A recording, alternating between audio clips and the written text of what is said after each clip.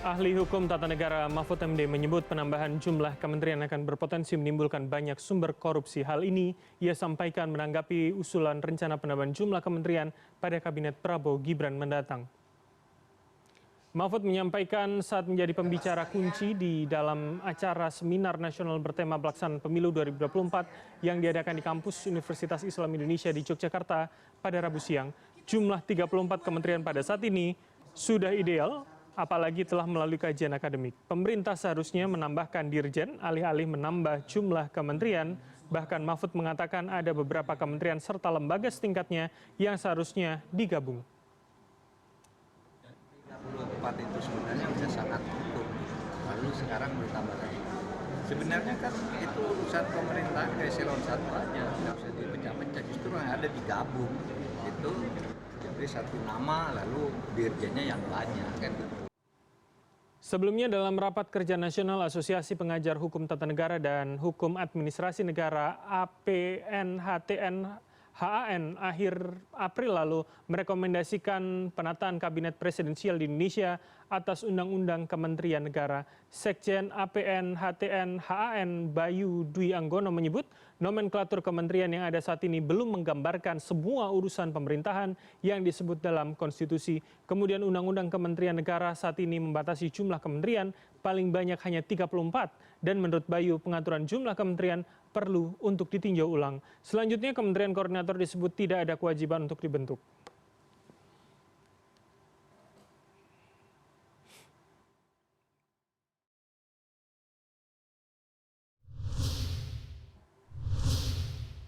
Adanya wacana penambahan jumlah kementerian pada Kabinet Prabowo Gibran mendatang menuai banyak tanggapan. Sebagian ahli menyebut nomenklatur kementerian yang ada hari ini belum menggambarkan seluruh urusan pemerintah yang disebut dalam konstitusi. Namun sebagian lainnya menyebut tidak ada urgensi dalam wacana penambahan ini. Lalu mungkinkah penambahan nomenklatur kementerian akan bisa dilakukan? Dan untuk menjawabnya sudah ada dua narasumber bersama kami dari luar studio. Pertama Direktur Pusat Studi Konstitusi Universitas Andalas, Charles Simabura, dan Ketua Tim Pengkaji APHTN Han Oce Madril. Selamat malam, ada Bang Charles dan Bang Uci, apa kabar? Ya, malam Mas. Baik. Selamat malam Mas. Selamat malam semuanya, terima kasih sudah berkenan untuk bergabung. Jadi langsung saja saya ke Bang Uci terlebih dahulu. Jadi artinya mengapa kemudian rekomendasinya secara spesifik begitu meminta adanya peninjauan Undang-Undang Kementerian Negara ini, Bang? Ya, sebetulnya kajian ini rekomendasinya banyak ya Mas ya. Jadi ada yang paling menonjol itu ada 7 poin. Dan tidak spesifik memang rekomendasi itu atau kajian itu ditujukan untuk soal jumlah kementerian. Karena perlu digarisbawahi soal jumlah kementerian itu justru di dalam kajian APHTNHAN itu justru bagian yang relatif ya, bukan bagian yang absolut begitu. Karena kajian ini mendasarkan kepada bagaimana kementerian-kementerian itu betul-betul merefleksikan seluruh urusan pemerintahan yang cakupannya ada di konstitusi. Jadi memang tidak di sana. Kajian ini juga misalnya merekomendasikan bagaimana kalau postur kabinet ke depan itu perlu dibentuk dengan model kabinet ahli ya. Jadi tidak mesti kemudian kabinetnya itu harus didominasi misalnya oleh salah satu kalangan saja misalnya. Jadi ya. Bang Uci, jadi artinya secara jumlah, saya ingin kembali pada itu, artinya 34 sudah dianggap cukup atau kemudian perlu ada urusan-urusan lain, misalkan pendapatan negara kemudian yang disebutkan Mas Bayu itu cukup penting kemudian untuk ada nomenklatur tersendiri begitu? Ya, memang di kajian ini kita kemudian membuat ada banyak sekali tabel urusan pemerintahan yang disebut di dalam konstitusi. Dan diantaranya memang soal perpajakan, ya, penerimaan negara, kemudian soal pulau-pulau terluar, daerah perbatasan, kemudian juga perundang-undangan misalnya, dan jaminan sosial. Ada banyak lain yang kalau urusan ini kemudian direfleksikan dalam nomenklatur kementerian yang saat ini memang belum nampak begitu. Dan kemudian di dalam kajian kami juga memang merekomendasikan salah satunya adalah bagaimana Undang-Undang Kementerian Negara itu bisa ditinjau ulang.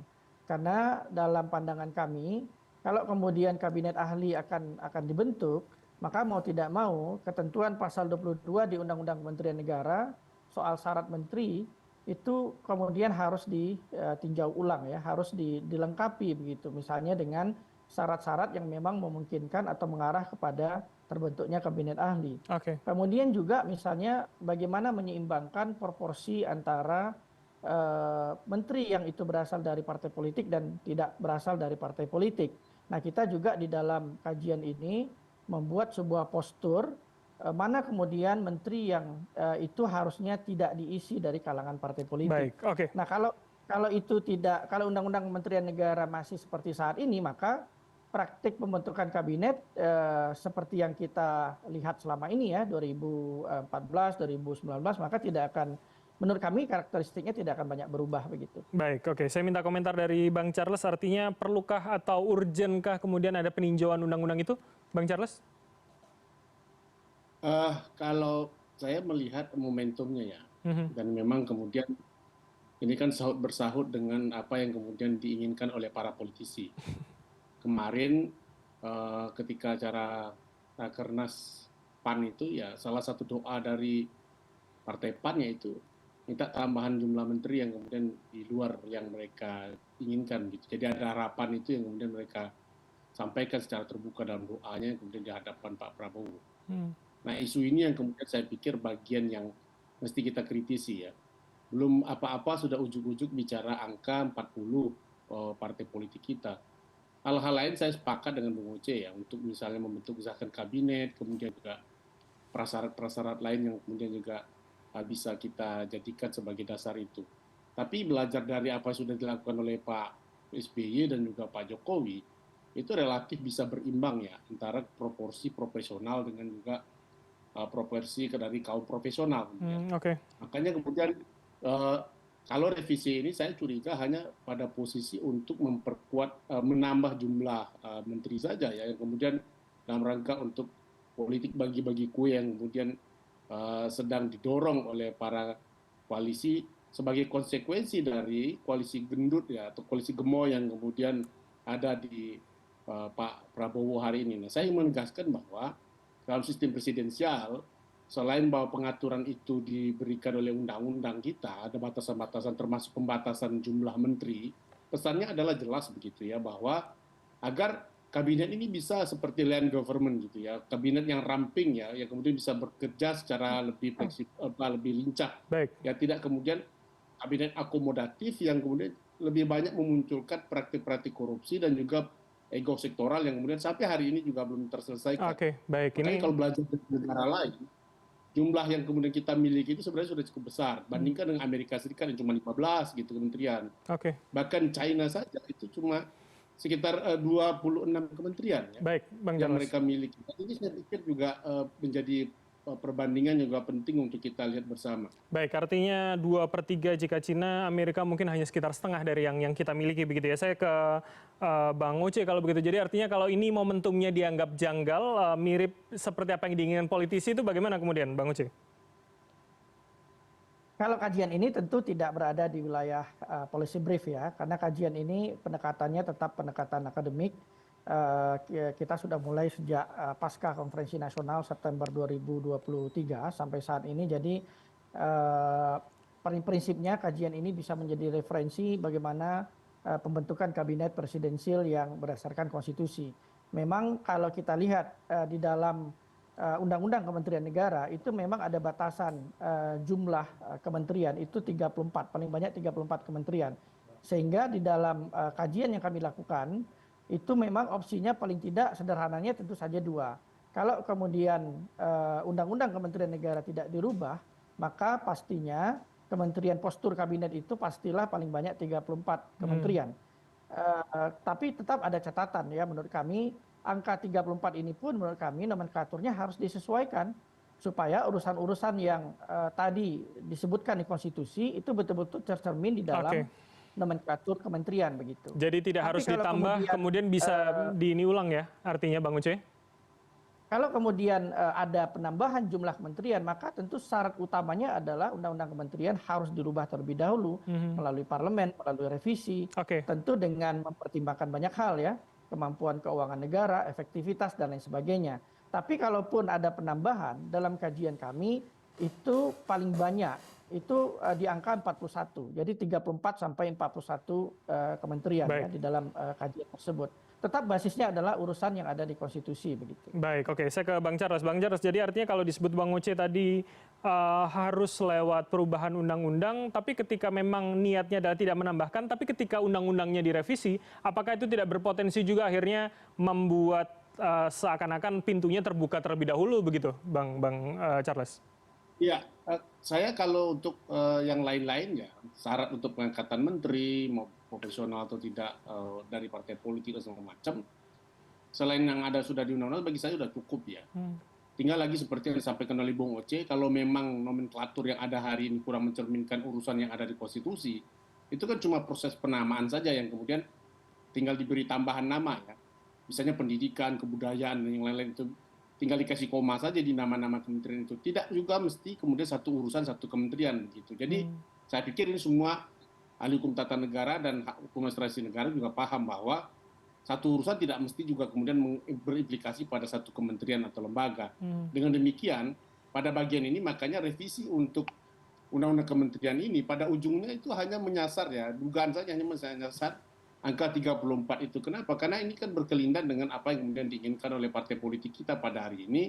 Karena koalisinya sangat gemuk dan mereka khawatir ya, kue kekuasaan itu mereka nggak dapat banyak begitu, sehingga kemudian mereka paksakan. Nah justru ini yang kemudian saya ingin katakan, bahwa undang-undang ini sebenarnya pada posisi yang memperkuat posisi presiden, agar tidak mudah ditekan oleh para politisi untuk meluruskan keinginan mereka bagi-bagi kue itu. Baik. Kita ini sistem presidensial, bukan sistem parlementer. Jadi presiden harus tegas dong bahwa undang-undang sudah mengatakan begini, mohon maaf wahai partai politik, kita harus patuh begitu. Jadi kita berputar di angka 34 itu. Baik. Kalaupun nanti ya pada faktanya akan ada kompromi, misalnya ada profesional murni, ada partai politik murni, dan bisa jadi akan ada kombinasi antara partai politik dan profesional. Ini yang kemudian sebenarnya tinggal dinegosiasikan. Jadi kalau kemudian Presiden tunduk dan mau merevisi undang-undang kementerian hanya untuk mengakomodasi ini, saya pikir ini suatu kegagalan pertama yang kemudian dialami oleh Pak Prabowo sebagai seorang kepala negara, kepala pemerintahan yang tidak mampu mengendalikan koalisi partainya agar tunduk pada ketentuan undang-undang, terutama terkait dengan pembahasan jumlah menteri yang ada di dalam undang-undang kementerian negara. Oke, langsung saja kalau gitu. Bang Oce, jadi kalau kemudian ditambah kemudian lebih dari 34, khawatirannya adalah bisa jadi menekan seorang presiden, hak prerogatifnya akan nanti terganggu, begitu tanggapan Anda seperti apa? Ya, memang kalau kita kembalikan ke norma konstitusi, konstitusi itu kan tidak mengatur jumlah ya. Sehingga memang itu kalau kemudian akan diatur kemudian dalam tingkat undang-undang, memang tidak ada patokan yang paling pasti berapa idealnya jumlah kementerian itu. Tadi Bung Charles menyampaikan idealnya lebih ramping gitu, 26 kementerian atau berapa. Di kajian kami opsinya bisa 34 kementerian atau kemudian kalaupun ditambah itu berbasis urusan pemerintahan yang ada di konstitusi minimal 41 kementerian. Ada mungkin kajian-kajian lain yang menemukan angkanya lebih banyak. Tapi sebetulnya soal jumlah ini adalah soal yang relatif sebetulnya. Karena betul urusan-urusan pemerintahan itu bisa saja dia bergabung, bisa saja berdiri sendiri. Basisnya tetap urusan pemerintahan. Nah, catatan kami terbesar dengan nomenklatur kementerian saat ini adalah ada beberapa urusan penting yang menurut kami, urusan strategis yang itu belum nampak dalam nomenklatur kementerian.